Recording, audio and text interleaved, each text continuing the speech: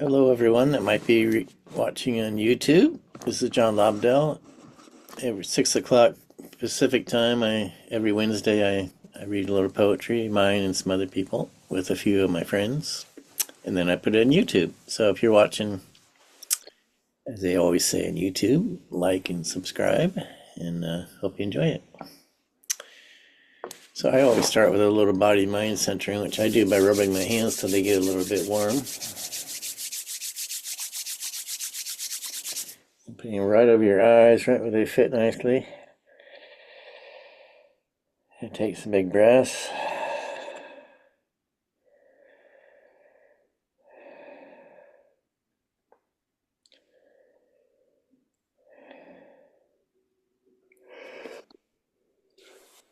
Do that a couple of times.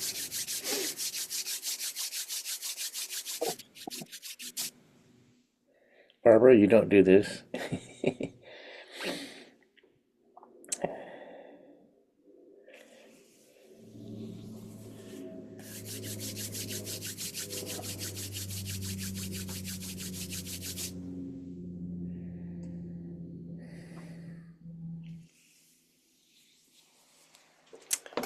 All right, I think I do need my glasses today. So I was working on a poem this week, but I couldn't quite get it finished, so I'll read it next time, maybe. Anyway, I can read from my new book, which eventually I'll have copies of. Sorry, I didn't. Yeah, maybe I'll read this. I've probably read it before, but people say I should read some other way, but I don't know how to do that, so I'll just look to the side. My teacher's grave. I'm walking toward my teacher's grave. He's buried far up on the hill. I need to walk through an area of smaller, older gravestones, covered in gray, green, and orange lichens, the once smooth stone wearing down to its original rough texture. Most are leaning, some toppled. Many here died in 1917 and 18. Did they die in the war? Or the influenza that almost killed my father? He and my mother's ashes lie in another cemetery. I have not visited them in many years. They were my original teachers. Climbing now, the gravestones are larger, and there are scattered little mausoleums. These are the more desired plots. There is a view here, as if the parish might enjoy it. There are some trees with sparrows singing in them. I remember my teacher saying in his village he would spread breadcrumbs on the graves so the departed could hear them singing. Reaching his grave, I wish I had some bread with me. I think of all my family gone now, especially my brother Tom, who died still only 41. 2 weeks after his death, I took a walk with my teacher. He said to me simply, "Where is Tom now?" And that was the end of my grieving time. Tom's body had left, but his essence lives on. The gravestone is a beautiful black stone with meaningful inscriptions chiseled on it. Soon after his burial, I visited here. As I walked away, I heard him say, "John, keep going." Did I imagine hearing this? But no, I never doubted I heard it in me. I've come many times since and not heard him. I need to walk the path myself now. Touching the stone, I read one of the inscriptions. We come from light and return to light. For a moment, this sings in my heart. I walked back down the hill with a light step, knowing this is my brief time to be alive, but there is no end to the living. That's beautiful. Thank you. Yeah, it came out pretty well.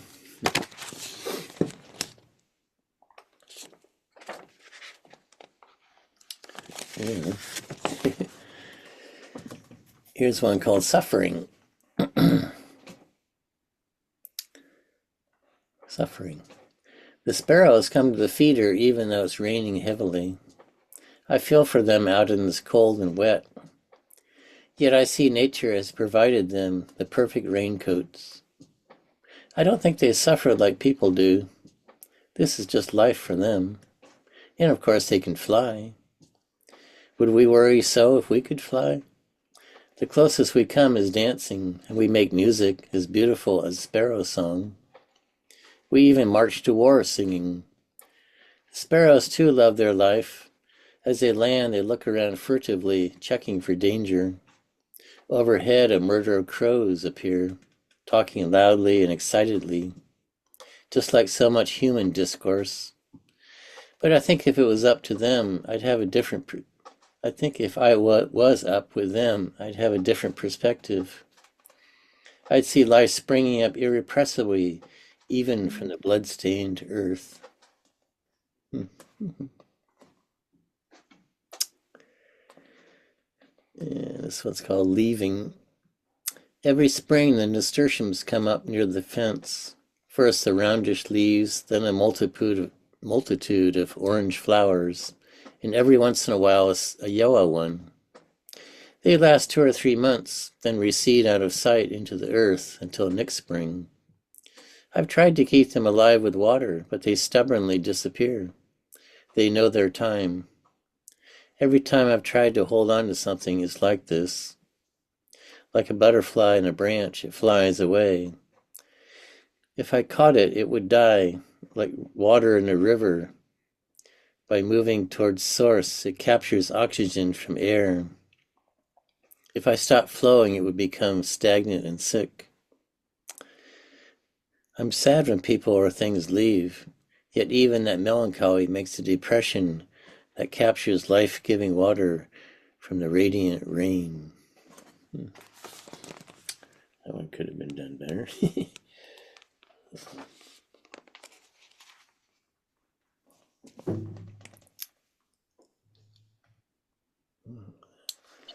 Understanding.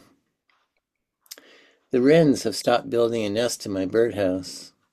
I'm afraid one has been killed by a cat. I still see one flitting about, perhaps looking for his lost mate. I'm sad for him and wonder why it has to be this way. But when I look at nature, there is a kind of perfection. It is sustainable, as they would say today. Too many crows, not enough worms doesn't work. Principle is perhaps God's mantra, even as sometimes it seems heartless to me. If I expand my perspective, I see there's always love because source never dies. Earthly suffering and heavenly love seem like odd bedfellows, yet together they make a flower of timeless understanding, blooming in the field of living and dying. Okay, that's my poems for today. Let's see what Glenda sent me.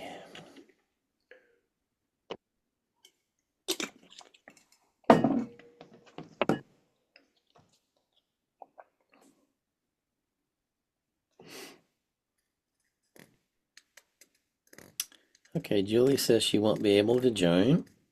Got you in YouTube. And Ellen is in physical therapy. So that's that. Okay.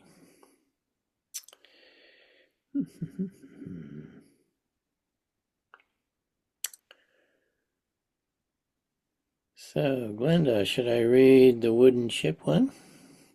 Yeah, that one was fun to write. Okay, let's read that one. So that's a kind of a newer one? Yeah. Oh, cool. I'm hoping to get back to writing more and finish with my little essay project. This is by Glenda Reed. Wooden Ship Whimsy. If I but had a wooden ship, I wonder where I'd sail. With wind-swollen sails and varnished deck, my hands upon the wheel, spindrift blowing across my face, caps, hat upon my head, a gnome in a crow's nest, a fairy at the bow. We'd run with the wind, we'd make every vow to sail by the sun and sleep by the stars, and never look back from where we had come. We'd sail for the sunset from Port Richey to Key West, set our sails for ports unknown, searching all the rest. For stormy seas to take us far, reveling in the wind. The fairy my bosom, the gnome my first mate, with salt-crusted lashes and sea foam-flecked skin. We'd search the horizon for not where we'd been. I'd sail my wooden ship across the sea, never worried about our fate. If I but had a wooden ship. Cool. Very good, Glenda. Did you live in Florida at one point? Yeah, I did. Hmm. I love Florida. I don't like the people that live there, but I like the place. Oh, there's some good people there, I guess. Yeah, there are, but My friend lives there. the people in government are not really. Oh yeah, well, that's the case at a lot of places. Yeah, that's true. Hmm. Alrighty, cool. Well,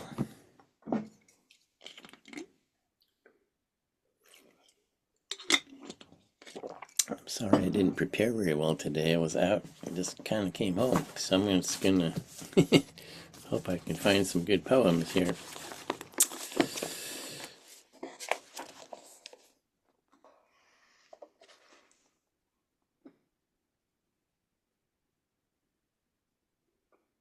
I don't think there's such a thing as a bad poem.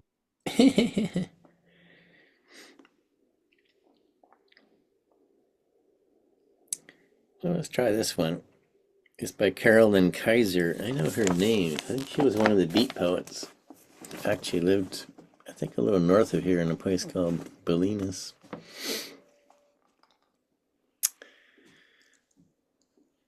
Okay, this is called Food of Love, and it has a little quote from Samuel Butler II.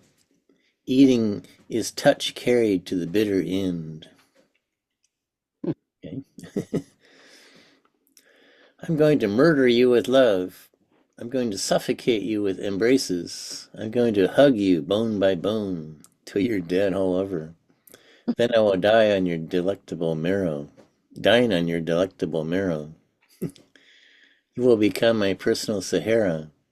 I'll sun myself in you, then with one swallow drain your remaining brackish well.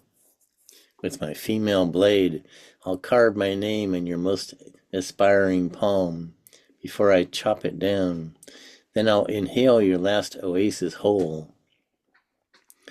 But in the total desert you'll see me stretch horizon to horizon, opulent mirage, wisteria balconies, dripping cyclamen, vistas ablaze with crystal laced in gold.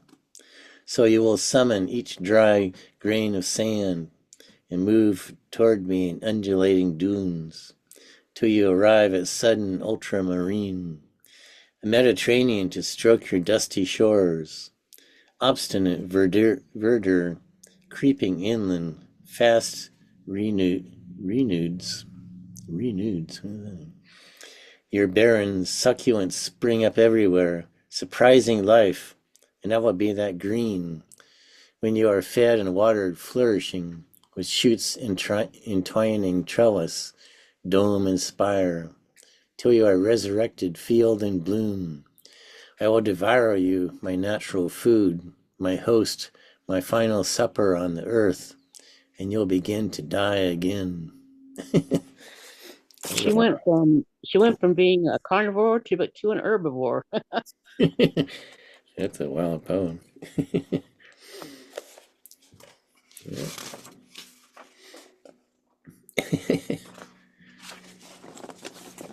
kind of fun, though. Mm-hmm. What it meant. Let's see. This is by somebody named Russell Edson. When he lived. Feeding the dog. An old woman likes to melt her. Strange poems tonight. Sorry. An old woman likes to melt her husband. She puts him in a melting device, and he pours out the other end in a hot bloody syrup, which catches in a series of little husband molds.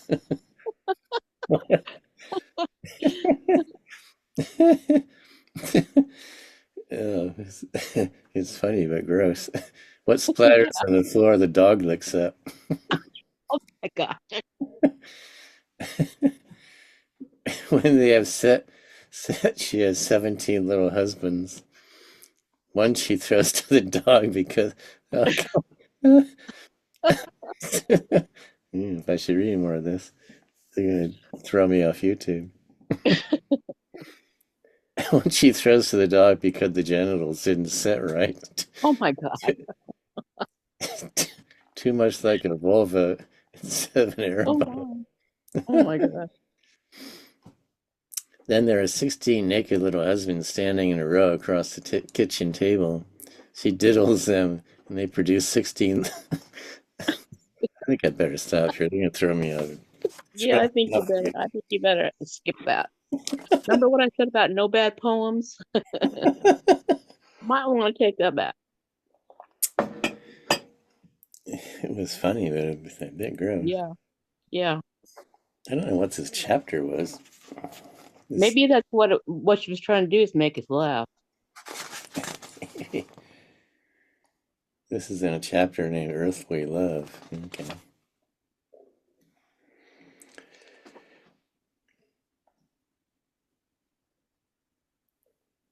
Maybe I should get off this chapter for a while.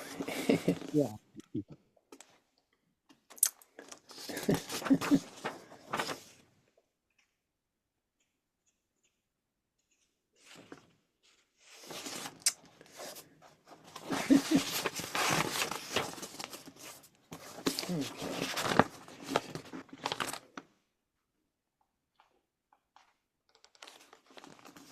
Oh. They have a Bob Dylan song in here. I remember this one. Quinn the Eskimo. Oh yeah. Everybody's building the big ships and the boats. Some are building monuments, others jotting down notes. Everybody's in despair, every girl and boy. But when Quinn the Eskimo gets here, everybody's gonna jump for joy. Come all without, come all within. You'll see nothing like the mighty Quinn. I like to do just like the rest. I like my sugar sweet. But guarding fumes and making haste, it ain't my cup of meat. Everybody's 'neath the trees, feeding pigeons on a limb. But when Quinn the Eskimo gets here, all the pigeons gonna run to him. Come all without, come all within.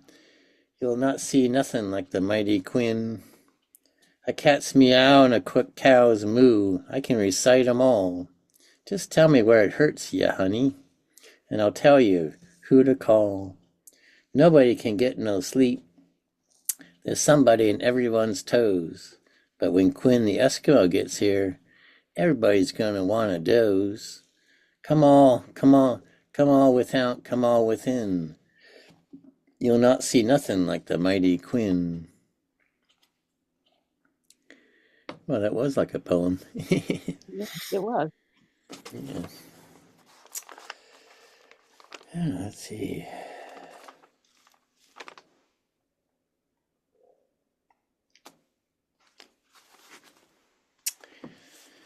Here's one by Robert Creeley, who I know is a very well-known poet, a recent poet, called The Rain.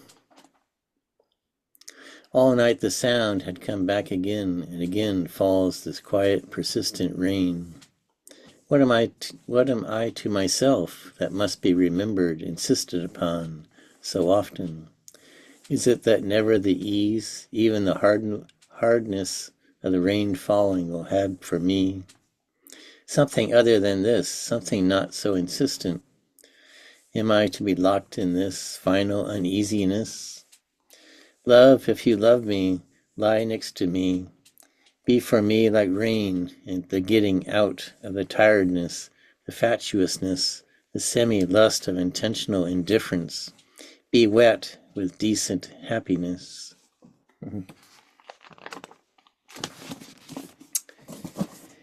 Okay.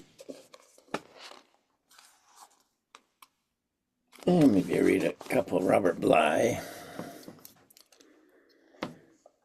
This is called The Black Hen. What we have loved is with us ever, ever, ever. So you are with me far into the past, the oats of Egypt. When I was a black hen, you were the grain of wheat I insisted on before I agreed to be born. Returning poem. Men bring the boat at night inside its slanted house by the shore. Goats return when the farmer calls them to their earth barn at night.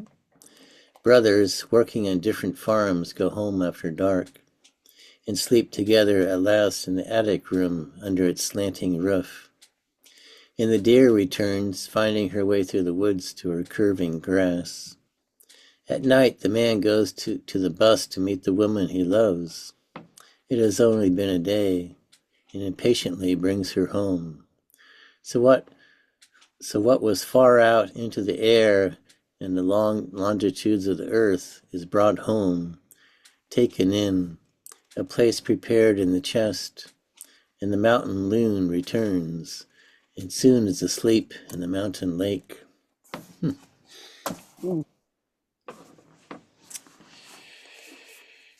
Let's see. This is a book of women writing spiritual poems. Let's see what that is.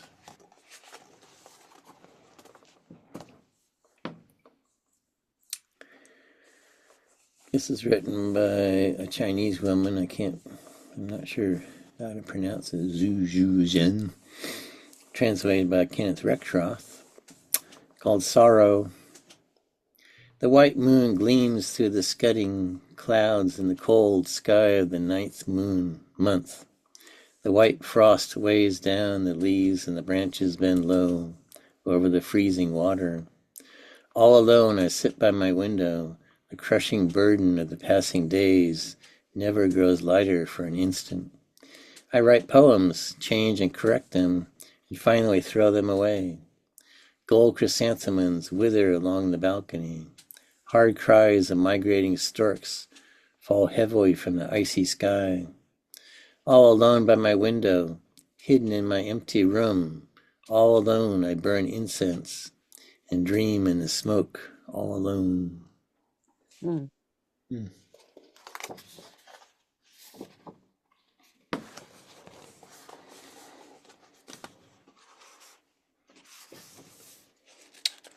Let's see.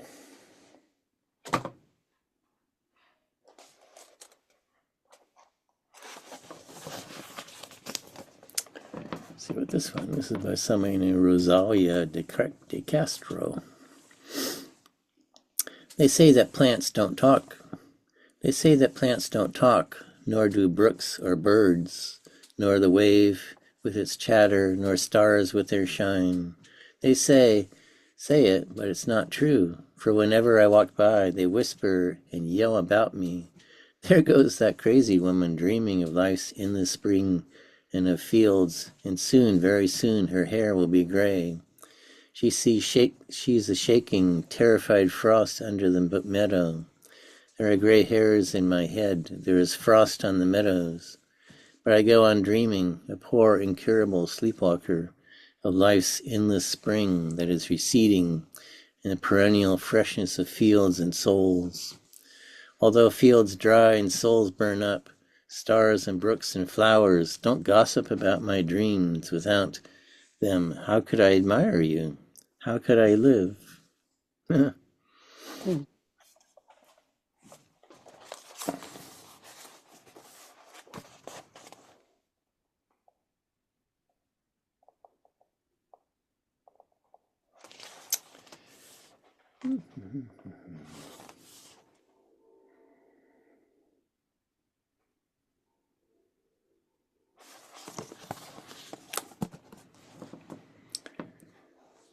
Here's somebody named Linda Hogan, gardening a child's sleep.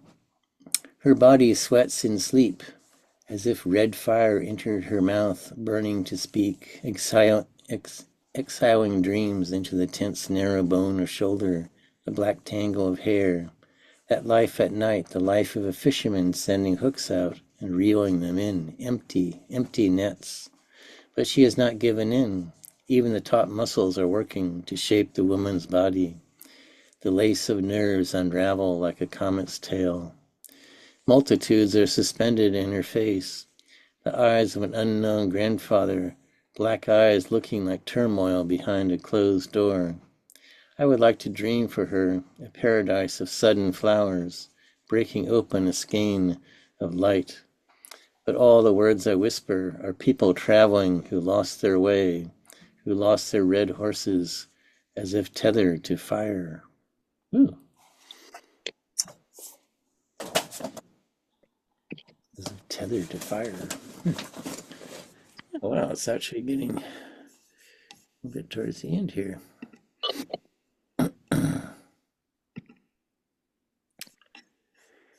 Okay.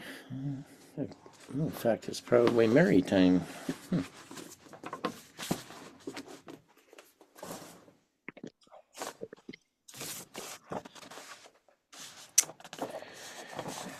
This is a Mary Oliver called Landscape. Isn't it plain the sheets of moss, except that they have no tongues, could lecture all day if they wanted about spiritual practice? Isn't it clear the black oaks along the path are standing as though they were the most fragile of flowers? Every morning I walk like this around the pond, thinking, if the doors of my heart ever close, I am as good as dead. Every morning, so far, I'm alive. And now the crows break off from the rest of the darkness and burst up into the sky, as though all night they had thought of what they would like their lives to be, and imagined their strong, thick wings. Huh.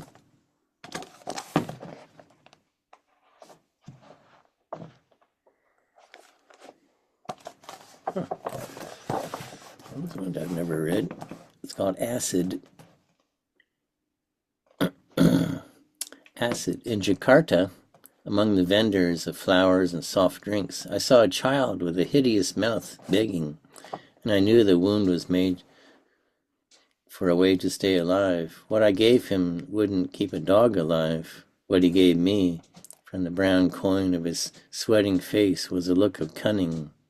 I carry it like a bead of acid to remember how, once in a while, you can creep out of your own life and become someone else.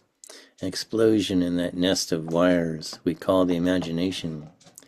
I will never see him again, I suppose, but what of this rag, this shadow, flung like a boy's body into the walls of my mind, bleeding their sour taste, insult and anger? The great movers?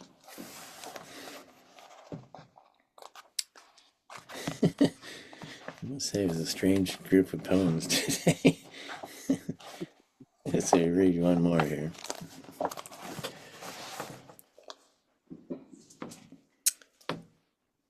Maybe you can relate to this one, Glenda. Rain in Ohio. The robin cries rain. The crows call plunder. The black snake climbing the vines halts his long ladder of muscle, while the thunderheads whirl up and out of the white west, their dark hooves nicking the tall trees as they come. Rain, rain, rain, sings the robin frantically, then flies for cover. The crow hunches, the black snake pours himself swift and heavy into the ground. All right, guys. I'm glad you two came. Anybody else listening? Thank you, John. Barbara is giving us a hand. Okay. I'm clapping. It's funny. It says one hand came up on the the emoji thing. Oh, It's I back. guess that, It's oh, it new is thing. too. It is too. Yeah. Okay. Thanks, John. Thank you, Barbara, and thank you, Glenda. See you guys soon. All right. Bye, Glenda. Bye, John. Bye bye. See you Bye. next week. Yeah, see you next week.